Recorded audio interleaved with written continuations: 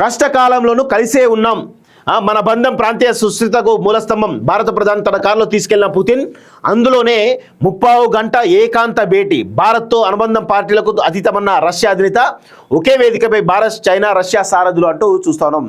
అంటే ఎప్పటి నుంచో కూడా భారత్, చైనా మిత్రులే. ఎప్పటి నుంచో ఈ రెండు దేశాల మధ్య పరస్పర సహకారం అన్ని రంగాల్లో కూడా ఉంటుంది అనేది చాలా స్పష్టంగా తెలుస్తుంది. ఇప్పుడు కాదు, ఫస్ట్ నుంచి కూడా రష్యా మనకు మిత్రువే. ఈ క్రమంలో చైనా కూడా కలుస్తుంది. మరి నాకు తెలిసి భారత్, చైనా కలవడం వెనకాల పుతిన్ ఒక స్ట్రాటజీ కూడా ఉండడానికి అవకాశం కూడా ఉంటుంది.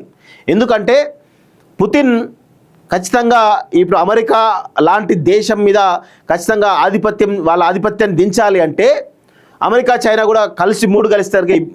100% వాళ్ళ అమెరికాను దాటొచ్చు అనేది కూడా ఒక ప్లాన్ ఉండొచ్చు పుతిన్ది. మేబీ ఆ కోణంలో మనం కూడా చైనా తోటి కొంత స్నేహపూర్వక సంబంధాలు మెరుగుపరుచుకోవాలి, అవసరం ఉంటుంది. ఎందుకంటే వాళ్ళ వాణిజ్యం ఏంది, వాళ్ళ మ్యానుఫ్యాక్చరింగ్ ఏంది, అవన్నీ కూడా మనం ఇంకా అభివృద్ధికి తీసుకురావాలంటే కొంత సత్సంబంధాలు ఉండాల్సిన అవసరం అయితే ఉంటుంది.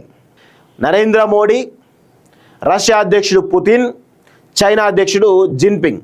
నేను చెప్పిన ఈ ముగ్గురు కలిస్తే ఈ ప్రపంచాన్ని మొత్తం కూడా శాసించవచ్చు. అమెరికా లాంటి దేశాలు, ట్రంప్ కూడా వీళ్ళ కాళ్ళ దగ్గర మోకరిల్తాడు.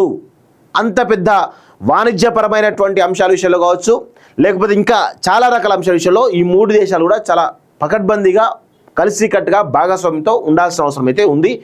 ఈ విషయంలో మోడీ చేస్తున్నటువంటి ప్రయత్నాలు ఏవైతున్నాయో నిజంగా అప్రిషియేట్ చేయాల్సినటువంటి అవసరం అయితే ఉంది అనేది కూడా చాలా స్పష్టంగా నేనైతే కోరుతా ఉన్నాను.